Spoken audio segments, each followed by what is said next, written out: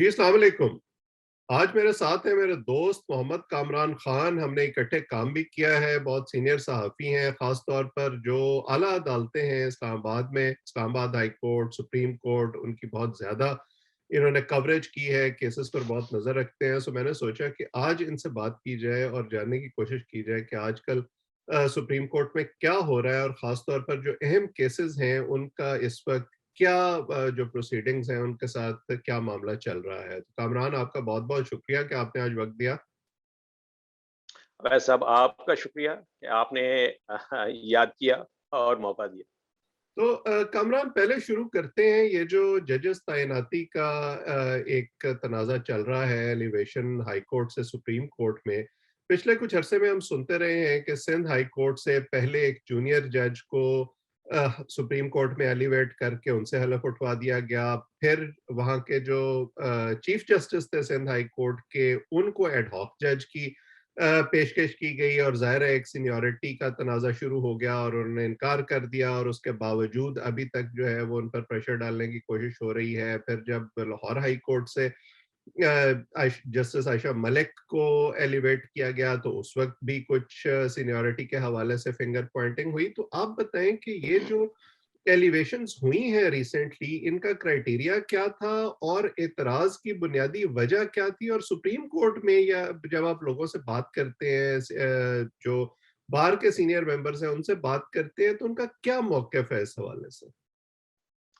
जी, वैसे देखिए सबसे पहली बात तो ये कि जो सुप्रीम कोर्ट में एलिवेशन के लिए जो आइन में जो कुछ लिखा है या जो कुछ जो जजमेंट्स हैं सुप्रीम कोर्ट की उसमें जो कुछ लिखा गया है, उसके मुताबिक सीनियरिटी प्लस कॉम्पिटेंस हुँ, ये 2 फ़ॉर्मूले हैं जो कि देखे जाते हैं। यानी एक तो सीनियरिटी का फ़ॉर्मूला है, ये अल जिहाद ट्रस्ट एक हबीब हुँ, बहाबुल खैरी वकील थे। उन्होंने आपको भी याद होगा कि उनका एक बड़ी लैंडमार्क उनके केस में जजमेंट दी गई थी, जिसमें ये सीनियरिटी का प्रिंसिपल तय कर लिया गया था। हुँ, उसमें यह तय कर लिया गया था कि जो चीफ जस्टिस ऑफ पाकिस्तान होगा, वो तो होगा वही उसमें सीनियरिटी ही देखी जाएगी, यानी जो सुप्रीम कोर्ट का सीनियर मोस्ट जज होगा, वही चीफ जस्टिस ऑफ पाकिस्तान बनेगा।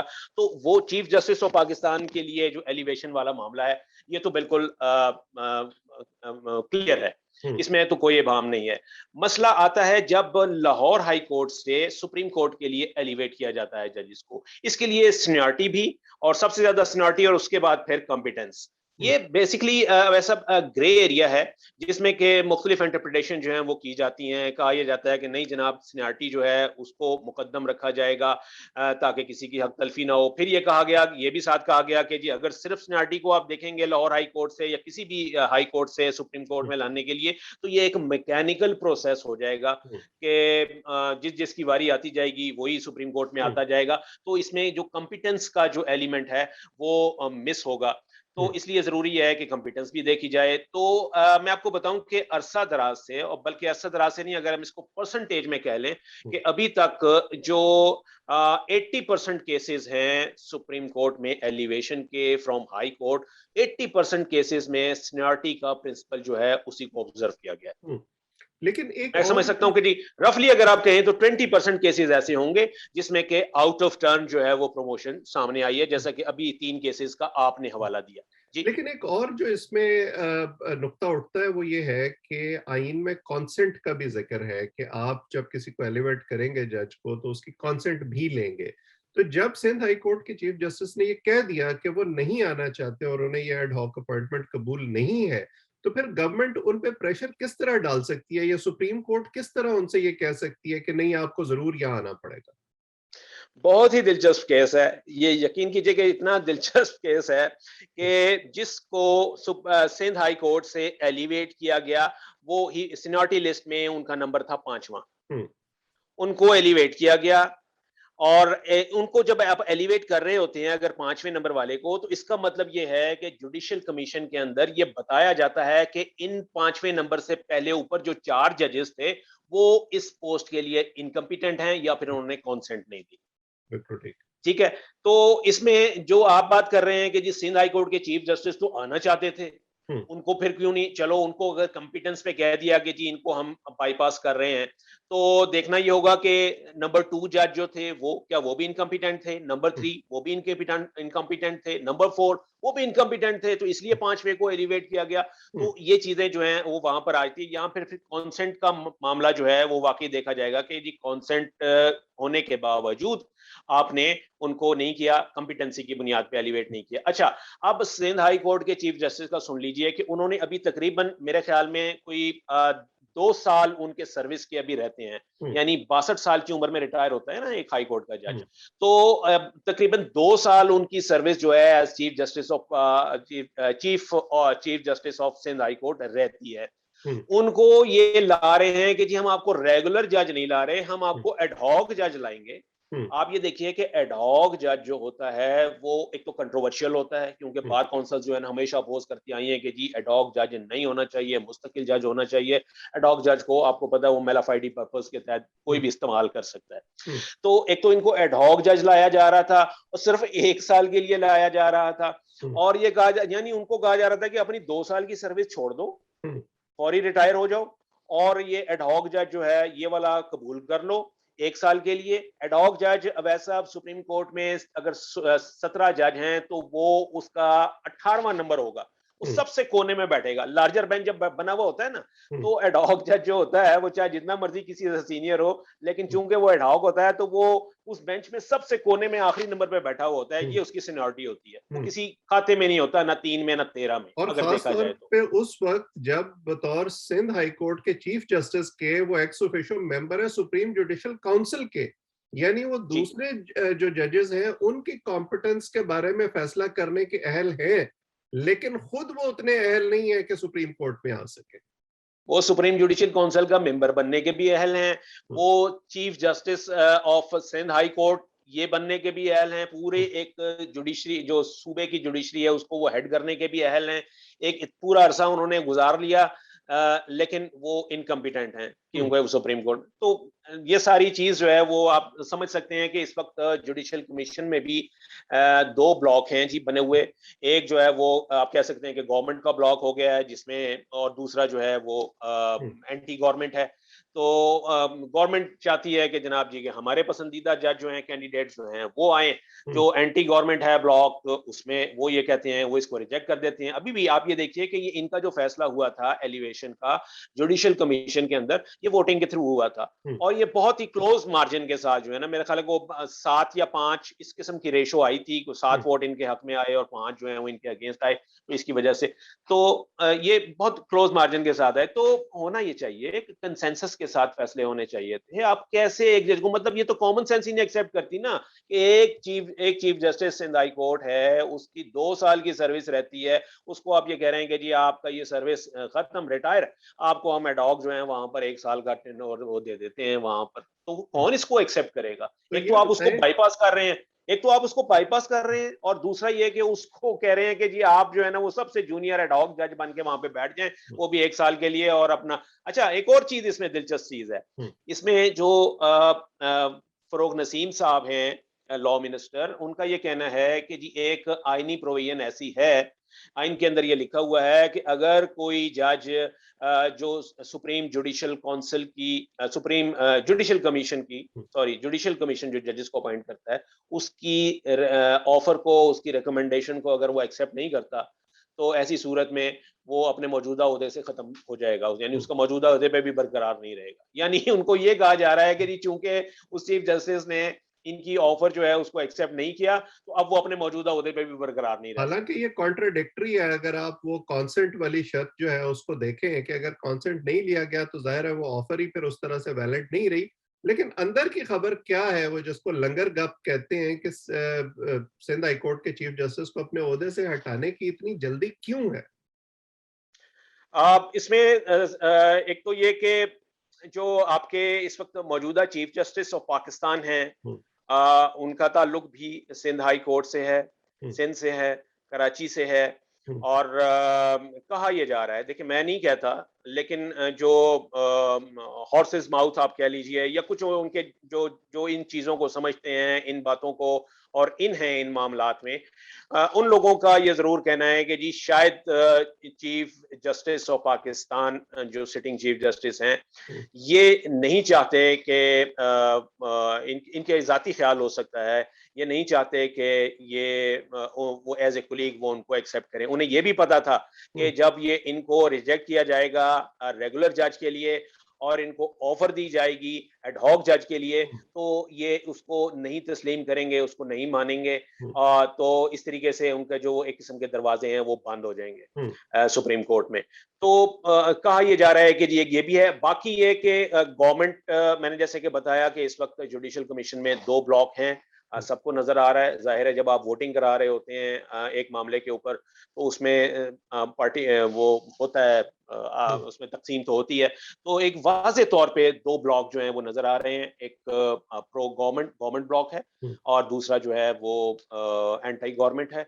और ये एक दूसरे के जो कैंडिडेट्स हैं इसको अपोज़ किया जाता है जुडिशल कमीशन में। नौबत यहाँ आती है कि जी इसके लिए वोटिंग करानी पड़ती है हुँ। और बहुत शॉर्ट मार्जिन के साथ जो ब्लॉक जो है वो ज़्यादा वोट ले लेता है, उसका कैंडिडेट जो है वो ये जज लग जाता है ये या वो जज के लिए रिजेक्ट हो जिस जाता है। रिफ्ट की तरफ आपने इशारा किया, ये हमें नज़र आई थी जो जस्टिस काज़ी फ़ायज़ ईसा का केस चल रहा था, उसमें भी। और हम ये समझे थे कि जब रिव्यू पिटीशन का फैसला हो गया, तो शायद ये केस एक तरह से ख़त्म हो गया। लेकिन हर कुछ अरसे के बाद नज़र आता है कि इस हवाले से जो क्यास-आराइयाँ हैं, वो दोबारा शुरू हो जाती हैं।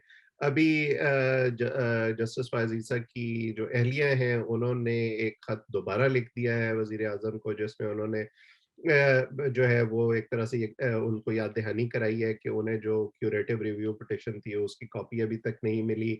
सो ये क्या मामला चल रहा है आपके ख्याल में? और एक तो अब ये जो पूरा केस चला, इसको आप कैसे देखते हैं? मैं ज़ाती तौर पर ये समझता हूँ कि जस्टिस काज़ी फ़ायज़ ईसा भी शायद जो उनका कंडक्ट था इस पूरे केस में वो उस तरह से नहीं था जैसे एक जज का होना चाहिए था। उन्होंने भी इसको सियासी और अवामी बनाने की कोशिश की, लेकिन उसके बावजूद अब ये खत्म क्यों नहीं हो रहा?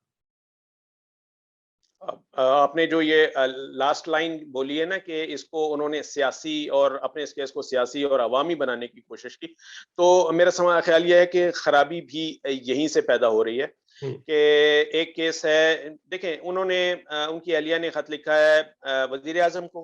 हुँ। वजीर जी, आजम बिल्कुल। ने देनी है उनको जी, बिल्कुल। क्यूरेटिव, ये तो वो उनको रजिस्ट्रार ऑफिस से मांगनी चाहिए हुँ, ना। हुँ, अगर ये पिटीशन दायर हुई है, क्यूरेटिव रिव्यू दायर हुआ है, तो ये तो उन्हें रजिस्ट्रार को लेटर लिखना चाहिए, या रजिस्ट्रार को नहीं तो चीफ जस्टिस ऑफ पाकिस्तान को, जो कि हेड हैं उस डिपार्टमेंट के, हुँ, उनको लिखना चाहिए। ये वज़ीर आज़म को क्यों लिखा जा रहा है कि जी आप मुझे जो है वो पिटीशन दें? हुँ, तो वो तो ठीक है, वो पिटिशनर हैं, वज़ीर आज़म होंगे या सदर होंगे या लॉ मिनिस्ट्री होगी या एफबीआर होगा, ये सारे पिटिशनर्स हैं। लेकिन आप डायरेक्ट पिटिशनर से क्यों माँग रहे हैं? आप रजिस्ट्रार से माँगिए, आप हुँ, रजिस्ट्रार को खत लिखें, आप जो एक प्रोसीजर है उसको अडॉप्ट करें। तो ये चीज़ें ना, वैसे इनके केस में काज़ी फ़ाइज़ देखें, काज़ी फ़ाइज़ ईसा साहब की जो कॉम्पिटेंसी है या उनका जो एक उनका जो स्टेचर है, जो उनका कद-काठ है इसमें इस कानूनी हलकों में, वो किसी से ढका-छुपा नहीं है। माशाल्लाह वो उनका एक नेक नामी उन्होंने कमाई है। हुँ, उन उसपे कोई शक नहीं है। लेकिन ये भी तो कहा जा रहा है कि काज़ी साहब ने अपने मनी ट्रेल वाले मामले में सुप्रीम कोर्ट, अपनी ही सुप्रीम कोर्ट के अपने ही साथियों से जजमेंट ली है, जिसमें उन्होंने कहा, करार दिया गया कि जी इनसे मनी ट्रेल लेना जो है वो गलत था। हुँ, देखिए ना, एक लेमैन को समझाने के लिए अगर आप कहेंगे तो वो यही कहेंगे ना कि जी सुप्रीम कोर्ट ने ही ये करार दे दिया। और हुँ, सुप्रीम कोर्ट के जिन जजों ने वो सुना, उन्होंने सबसे पहले तो सुप्रीम जुडिशियल काउंसिल की जो जुरिस्डिक्शन थी उसको उन्होंने वो किया, कैप्चर हुँ, किया, उसमें इंटरवीन किया इन्होंने। उससे वो they took away the jurisdiction of supreme judicial council. ये मामला तो सुप्रीम जुडिशियल काउंसिल का होता है। तो हुँ, ये सुप्रीम कोर्ट ने क्यों सुना? और हुँ, फिर सुप्रीम कोर्ट ने, देखिए, एक बुनियादी रूल है वैद साहब, आप चाहे किसी से भी पूछ लीजिए कि ये वो क्या कहा जाता है कि जी अ जज कैन नॉट बी अ जज इन हिज ओन कॉज़। हुँ, अपने मफाद के मुकदमे में जज जो है वो नहीं हो सकता, हुँ, जहाँ उसका अपना मफाद होगा। आप मुझे बताइए कि जब वो काज़ी फ़ाइज़ ईसा के खिलाफ रेफ़रेंस को कलअदम करार दे रहे हैं और काज़ी साहब के हक़ में फ़ैसला दे रहे हैं, तो वो तमाम जज साहिबान जिन्होंने ये फ़ैसला दिया, क्या उन्होंने अपने हक़ में फ़ैसला नहीं दिया? हुँ, बिल्कुल। आज ये प्रेसिडेंट बन गई है, तो इसका मतलब ये है कि कल को कोई भी किसी भी जज के खिलाफ अगर इस तरीके का करप्शन का या मनी ट्रेल वाला या इससे रिलेटेड कोई रेफरेंस आएगा, तो यही कहा जाएगा कि नहीं जनाब, इसमें तो सुप्रीम कोर्ट का लार्जर बेंच फैसला दे चुका है। ये कैसे हो सकता है कि जनाब जी वो आप हमसे मनी ट्रेल मांगेंगे या हमसे ये चीज करेंगे। तो ये देखा जाए तो ये यहाँ पे इस मैं हर फोरम पे मैंने ये बात की है, मैंने लिखा भी है कि ये एक तो ये कि ये तमाम आईनी माहिरीन ने बात की है कि जी सुप्रीम जुडिशल काउंसिल की जुरिस्डिक्शन थी, जो कि सुप्रीम कोर्ट ने कैप्चर कर ली। हुँ, और दूसरी बात ये है कि ये इनके अपने मफाद का केस था, हुँ, तमाम जज साहिबान का, ये खुद बैठे सुनते रहे हैं, इन्होंने अपने हक में फैसला दे दिया, हुँ, जबकि कोई जज अपने मफाद के केस में फैसला नहीं दे सकता। ये सुप्रीम बिल्कुल। जुडिशल काउंसिल में ही जाना चाहिए था। हुँ, इसीलिए सुप्रीम जुडिशल काउंसिल की कंपोजिशन ऐसी रखी गई है कि जी वो किसी भी मामले में वो वहां पर होते वो भी जज ही हैं, लेकिन ये है कि कम से कम वो कॉम्पिटेंट फोरम जो है वही है, यही है वो जुरिस्डिक्शन, यही है वो प्लेटफॉर्म जो आर्टिकल 209 जो है वो हमें बताता है। ये अगर बात आप सही इससे है। हट के करते हैं तो बिल्कुल। और अगरचे मैं ये समझता हूँ कि जो ओरिजिनल रेफरेंस था काज़ी फ़ायज़ ईसा के अगेंस्ट, उसमें बड़ी हद तक मैला फाइडी इंटेंट मौजूद था, लेकिन उसके बावजूद अपने ओहदे की हुर्मत को और इदारे की हुर्मत को बरकरार रखने के लिए ये ज़रूरी था कि वो इसको लॉ पॉइंट्स पर लड़ते, और इस तरह से जिस तरह से उन्होंने लड़ा है वो शायद उसकी वजह से उनकी ज़ात ज़्यादा कंट्रोवर्शियल हुई है और इदारे पर हरफ आया बनिस्बत इसके कि उनकी इज्जत मजीद बढ़ती। तो आपको लगता है कि ये जो अब मामला इतना ज्यादा कंट्रोवर्शियल हो गया है, जज साहब के हवाले से तरह तरह की क्या साराइयां होती हैं, अब अगर आइंदा जाके उनको चीफ जस्टिस भी बनना है पाकिस्तान का, तो ये मामला उनकी जात के साथ एक बैगेज के तौर पर जुड़ा रहेगा और कहीं ना कहीं हमें इसकी बाज़गश्त सुनने को मिलती रहेगी। वैसा आपने वही बात के काजी फाइज ईसा साहब के हवाले से आपने कहा कि जी उनके वो अपने केस को कुछ अवामी और सियासी टच जो है ना वो दे रहे होते हैं। उसकी मिसाल ये है कि ये जो आप ये देखिए कि अमूमन जज को ये कहा जाता है कि जी वो प्रेस से इंटरेक्ट नहीं करेगा, हम्म, वो मीडिया से इंटरेक्ट नहीं करेगा, इंटरव्यू नहीं दिया जाता, मुलाकातें नहीं की जाती उनके साथ। लेकिन यहाँ पर आप ये देखिए कि 2 ऐसे केसेस थे, हालाँकि मैं समझता हूँ कि वो मैरिट के ऊपर केस बनते थे, हम्म, जिसमें से एक मतीउल्लाह जान की अबडक्शन का केस था हम्म, और दूसरा जो था वो असद तूर की मुबैय्यना अबडक्शन का जो है वो हम्म, केस था। इन दोनों केसेस में आप ये देखिए कि सारी उँगलियाँ जो हैं यानी फिंगर रेज़िंग हो रही थी एस्टेब्लिशमेंट की तरफ। ऐसे ही हम्म, था ना कि जी हम्म, खुफिया इदारे हैं, उन्होंने ये किया होगा जनाब जी, ये सारा कुछ जो कैंपेन चलाई गई पूरी, उसके ऊपर ये कहा गया था। तो आप मुझे बताएँ कि इसमें कोई जज जो है वो नहीं आया, लेकिन जस्टिस काज़ी फ़ाइज़ ईसा साहब दोनों हमारे दोस्तों के पास पहुँचे थे, हम्म, उनके घर पे, उनकी फैमिलीज़ के पास और उनसे उन्होंने अ, उनसे क्या कहा जाए कि उनसे उन्होंने इज़हार हमदर्दी किया था, हम्म, तो इसकी ज़रूरत नहीं थी। बिल्कुल। आपकी हमदर्दी मैं आप मुझे अच्छे लगते हैं या मैं आपको अच्छा लगता हूँ, तो प्लेटफ़ॉर्म एक ऐसा होता है जहाँ पर कि आपको न्यूट्रल रहना होता है, आपको बताना नहीं होता अपने एक्शन से, अपने कामों से कि आप कोई कोई आपका पसंदीदा है या कोई आपका दोस्त है या आपको को खैर-ख्वाह है। तो आप जब इस तरीके से जाएँगे तो ज़ाहिर है कि ये एक जज के शायान शान जो है वो नहीं होता, नहीं हम्म, जाया करते जज। ना किसी की बिल्कुल। शादी में जाते हैं, ना किसी गमी खुशी में जाते हैं, ना किसी तो वो ज़रूरत नहीं थी काज़ी साहब को कि जी इन दोनों में और वो अपनी अहलिया के साथ इन दोनों मौक़े पे एक हम्म, गए, जो कि देखा जाए तो उसके ऊपर ये कहा जा रहा है कि जी एक जज का ये काम नहीं था। अच्छा, बिल्कुल। दूसरी बात ये कि फिर जो अभी रिसेंटली अच्छा ये जो केस हो गया सारा, अब सुप्रीम कोर्ट ने इनको कह दिया, इनका रिव्यू में भी इनके हक़ में फ़ैसला दे दिया कि जी हम्म, ये रेफ़रेंस जो है वो ख़त्म है और मामला। इसके बावजूद जो लेटर्स ओपन लेटर्स जिसे मैं कहता हूँ, ओपन लेटर्स जो लिखे जा रहे हैं काज़ी साहब की अहलिया की तरफ से और खुद काज़ी साहब की तरफ से, उसके अंदर जो जिस तरीके से जो जो कंटेंट होता है उसका उसका जो असलूब जिसे हम कहते हैं ना उर्दू हुँ, में, कि हुँ, उसका जो उन खतूत का जो असलूब होता है, हुँ, वो बहुत ऑफेंडिंग और इरिटेटिंग होता होगा। मेरे या आपके लिए नहीं, हुँ, जिनको मुखातिब किया जाता है उनके लिए। हुँ। अगर वज़ीर-ए-आज़म को उन्होंने लिखा हुआ है, तो वो वज़ीर-ए-आज़म को वो चाहे वो आईना ही दिखा रहे होते हैं, हम लेकिन वो उनका जो उसलूब होता है, वो कम से कम वज़ीर-ए-आज़म को पसंद नहीं आ रहा होता। हमारे लिए तो बहुत वज़ीर-ए-आज़म अच्छा को होता है क्योंकि उससे खबर बनती है, हेडलाइन बनती है। मैं इसलिए कह रहा हूँ ना कि मेरे और आपके लिए ऑफेंडिंग कतई नहीं होता वो। अ, हम we are not party to that case. लेकिन जो उस केस में पार्टी हैं, उनके लिए फिर वो ये चीज़ जो है ना वो थी। तो वो कहा ये जाता है कि भई जब एक फैसला आपके पास आ गया तो आप चुप करके बैठे हैं, क्यूरेटिव रिव्यू से ये चीज़ें तो हुकूमत करती रहेगी ना, कि हुकूमत तो अब हार गई है मुकदमा। हुँ, सदर साहब का रेफरेंस जो है वो खत्म हो चुका है जनाब जी। अब वो हुँ, क्यूरेटिव रिव्यू हो या सेकंड रिव्यू हो या थर्ड रिव्यू हो, ये चीजें चलती जाती, इनमें इतनी जान नहीं होती। जब हुँ, मेन चीज आपने जीती भी है, तो वो रिव्यू में आप एक्सपेक्ट नहीं कर सकते कि को बिल्कुल जो है ना वो टेबल्स जो हैं वो टर्न हो जाएँगी, हुँ, ऐसा नहीं होता। तो इसलिए ज़रूरत नहीं थी काज़ी साहब को और को कि अपने हक़ में फ़ैसला लेने के बाद वो इस तरह की वो लेटर्स वग़ैरह लिखना और फिर यूँ करना, और फिर ये सिर्फ़ इस हवाले से नहीं, अभी रिसेंटली आप देखिए कि ये जो एक केस हुआ था जिसमें सहाफ़ियों की एप्लीकेशन गई थी, उसमें भी बिल्कुल, मैं काज़ी उसकी साहब बात ने करना जब चाहता हूँ। एक लार्जर बेंच ने उनके फ़ैसले को, उनके 2 रुकनी फ़ैसले को जब सेट असाइड किया, हुँ, तो उन्होंने उसके ऊपर भी एक खत लिख दिया चीफ़ जस्टिस ऑफ हुँ, पाकिस्तान को। हुँ, और उसकी उसमें भी उन्होंने कहा कि ये कर नहीं सकते थे, आप ये नहीं होता और ये नहीं।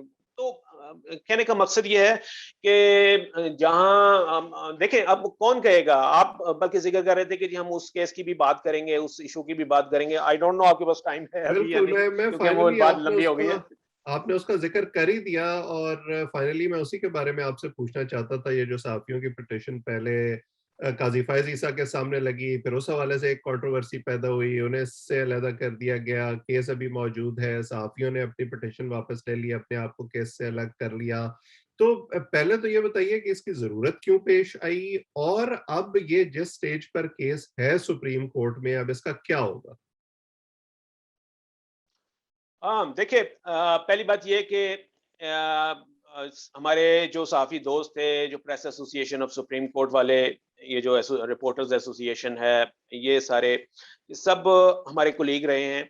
हुँ, और इन ये अच्छी तरीके से जानते हैं, इनको पता था कि जी आर्टिकल 184(3) को इन्वोक करना हो, कोई पिटीशन दायर करना हो ह्यूमन राइट्स की, तो वो किस तरीके से की जाती है, हुँ, उसका लीगल प्रोसीजर क्या है, वो कहाँ फाइल होती है, उसके साथ क्या फॉर्मेलिटीज हैं वो पूरी की जाती हैं, ये सारा प्रोसीजर होता है। हुँ। तो इनको भी पता था। और आपका क्या ख़्याल है कि वो जस्टिस साहब को नहीं पता था कि ये होता है? और मैं आपको बताऊँ अवैध साहब कि बहुत सी प्रोसीडिंग्स में ऐसा होता है कि कोई भी एप्लीकेशन कोई वकील भी अगर डायरेक्ट अदालत को देना चाहे ना, हुँ, तो अदालत उसको फ़ौरन कहती है कि जी ये आप ऑफ़िस में सबमिट करवाइए। हुँ, इसको ऑफिस में सबमिट करवाएँ, मीन्स के जी वो रजिस्ट्रार ऑफिस में जो लीगल फॉर्मेलिटीज़ हैं वो पूरी करके, प्रोसीजरल जो उसकी रिक्वायरमेंट्स हैं वो पूरी करके, इसको वहाँ पे जमा कराएँ। ऐसे डायरेक्ट जो है वो एप्लीकेशंस को डिस्करेज किया जाता है। ये तो इफ्तिखार चौधरी साहब के दौर में आपको पता है कि जी ये ट्रेंड चल गया था कि हुँ, वहाँ पर जब आप और हम भी कोऑर्डिनेशन कर रहे होते थे, तो होता ये था कि एक मखसूस अखबार में एक वो हुँ, हेडलाइन जब छपा करती थी, तो सुबह उठ के जो है ना वो आपको भी पता चल जाता था कि जी आज इसके ऊपर सो मोटो हुँ, नोटिस होना है, और हमें भी पता चल जाता था कि जी सो मोटो नोटिस होना है, और सो मोटो नोटिस होता था उसी हुँ, के ऊपर। तो ये एक ऐसी स्कीम थी जो कि चलती आ रही थी, तो होता आया है ऐसा कि वो डायरेक्ट एप्लीकेशन दी जाती थी। लेकिन चूंकि काजी फायज ईसा साहब का केस वो था, और काजी साहब फायज ईसा साहब के पास वही लोग एप्लीकेशन लेकर गए थे जिनमें से एक दो के पास वो इज़हार हमदर्दी के लिए भी विजिट भी किया था उन्होंने इनके घरों में, तो ये तासुर था कि जी इनकी इनके साथ हमदर्दियां हैं। तो इसको फिर डब किया लोगों ने कि जी ये फिक्स्ड मैच था। हुँ, ये फिक्स्ड मैच था, मीन्स ये है कि जी कहा यह गया कि जी ठीक है, इस तरह का की एक पिटीशन आएगी, अदालत के वक्त खत्म होने के बाद उसी वक्त ही उस पिटीशन को एंटरटेन किया जाएगा और कहा जाएगा कि ठीक है जी पढ़ो इस पिटीशन में क्या लिखा है। वो पिटीशन जो है वो पूरी, यानी कि एक किस्म की वो without registering, without filing a number, आप उस पिटीशन के ऊपर जो है ना वो ऑर्डर भी कर देंगे, हुँ, और ऑर्डर भी वो करेंगे कि जिसमें सिर्फ इनिशियल नहीं, बल्कि वो बाकायदा उनको इन पर्सन, न सिर्फ ये कि रिपोर्ट, बल्कि इन पर्सन समन भी कर लिया जाएगा। हुँ, तो इस वजह से ये चीज़ थी। कादी साहब फायद ईसा साहब को भी ये चाहिए था कि वो उनको मशवरा देते हमारे दोस्तों को कि ये पिटीशन जो है बहुत अहमियत की हामिल है। आप इसको वहाँ पर रजिस्ट्रार ऑफिस में सबमिट करवाइए और हुँ, फिर हम इसके ऊपर करेंगे। हुँ, इसके ऊपर समाअत करेंगे। ऐसा नहीं हो सकता था कि काज़ी साहब अगर ये पिटीशन फाइल करवाते और फिर उसके बाद चीफ जस्टिस जो है वो उसको सुनने ना देते। हुँ, तो ठीक। ये चीज़ दोनों तरफ से, हमारे दोस्तों की तरफ से भी और काज़ी फ़ाइज़ ईसा साहब की तरफ से भी, ये इस अंदाज़ में और ऐसे अंदाज़ में ये हुआ जिसको किसी ने सपोर्ट नहीं किया। हर किसी ने यही कहा, जो कानून को थोड़ा बहुत भी समझने वाला था, उसने कहा कि ये तरीकाकार गलत था। हुँ, क्योंकि इससे अगर आपके बेशक आपकी नीयत जो है वो साफ़ हो, लेकिन इस तरीकाकार से आपकी नीयत पर उँगलियाँ उठी हैं। आपको खामख़ा काज़ी साहब के ऊपर एक और जो है ना वो बार जो है वो उनके ऊपर डाल दिया कि जी ये इस तरीके से फिक्स्ड मैचेस की पिटीशन जो है ना वो हुँ, एंटरटेन कर रहे थे। तो जिसका फिर अगले ही 2 दिन बाद जो है वो एक लार्जर बेंच बैठा 5 मेंबर और उसने काज़ी साहब के फैसले को कलअदम करार हुँ, दिया, सेट असाइड किया। तो मेरा ये ख़्याल है कि ये और ये इसको आप उसी चीज़ से जोड़िए।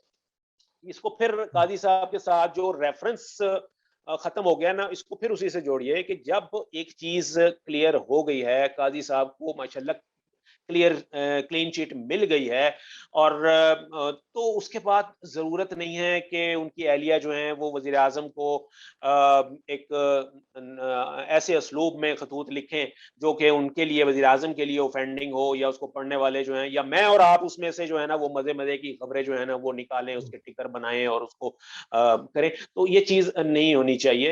मेरा ख़्याल है कि काज़ी साहब को मेरी अपनी राय है, ही इज़ सिटिंग जज वो मैं तो उनको मशवरा मैंने क्या देना है जी। हुँ, लेकिन मैं ये समझ रहा हूँ कि वो जो कुछ कर रहे हैं तो वो ओवर एक्टिज़्म में आ रहा है। हुँ, वो ओवरडूइंग हो रही है। क्योंकि आप अपने खिलाफ जो लोग हैं, जो एस्टेब्लिशमेंट वाले हैं, जो हुकूमत हैं, जिनके खिलाफ आपने केस जीता हुआ है, काज़ी साहब ने जीता हुआ है, केस जीतने के बाद आप उनको खामख़ा अननेसेसरीली ऑफेंड कर रहे हैं। अ, यही वजह है कि क्यूरेटिव रिव्यू की भी नौबत आ रही है और यहाँ तक कहा जा रहा है कि जी को एक नया रेफरेंस जो है वो भी जनरेट किया जाएगा क्योंकि अभी बहुत टाइम पड़ा है कादी साहब के चीफ जस्टिस ऑफ पाकिस्तान हुँ, बनने में। तो हुकूमत ये समझ रही है कि जी वो किसी नए कोई नया ग्राउंड भी पेव कर सकते हैं। तो ये हुँ, चीज़ें हैं, ऐसा मौका मेरा हुँ। ख़्याल है काज़ी साहब को नहीं देना चाहिए। यानी हुकूमत को नहीं देना काज़ी साहब को हुँ, ऐसा कोई मौका हुकूमत को नहीं देना हुँ। चाहिए। बिल्कुल सही और देखें बात ये है कि हम सब ज़ाहिर है ह्यूमंस हैं और काज़ी साहब को अगर बेनिफिट ऑफ डाउट दिया जाए तो आप जिस कैफियत से गुजरते हैं बाज़ औक़ात गम गुस्सा भी आप पे तारी होता है लेकिन कुछ मनसब ऐसे ज़रूर होते हैं जहाँ पे आपको जज्बात को गालिब नहीं होने देना होता अपने ऊपर क्योंकि उस मनसब का तकाजा कुछ और होता है और जैसे हमने एक बिगर पिक्चर की भी बात की सुप्रीम कोर्ट में जो डिवाइड इस वक्त वाज़ह तौर पर नज़र आ रही है, उसकी आपने बात की, तो मुझे उम्मीद है कि कहीं न कहीं जाके ये तमाम जो जज साहिबान हैं, वो इस बात को समझेंगे कि इसका उनकी ज़ात को और इदारे को किस तरह से नुकसान हो रहा है। आज हमने इस नशिस्त में जो इस वक्त अहम केसेस चल रहे हैं, अहम इश्यूज़ हैं सुप्रीम कोर्ट के हवाले से, उस पर बातचीत की है। आपके वक्त का बहुत-बहुत शुक्रिया। हम इस गुफ्तगू को आइंदा भी जारी रखेंगे। आप सब लोग जो इसको देख रहे हैं, अगर आप चाहें तो इस चैनल को सब्सक्राइब करें ताकि ये गुफ्तगू आइंदा भी आप तक पहुँचती रहे। अब तक के लिए इतना ही। आप सबका बहुत-बहुत शुक्रिया।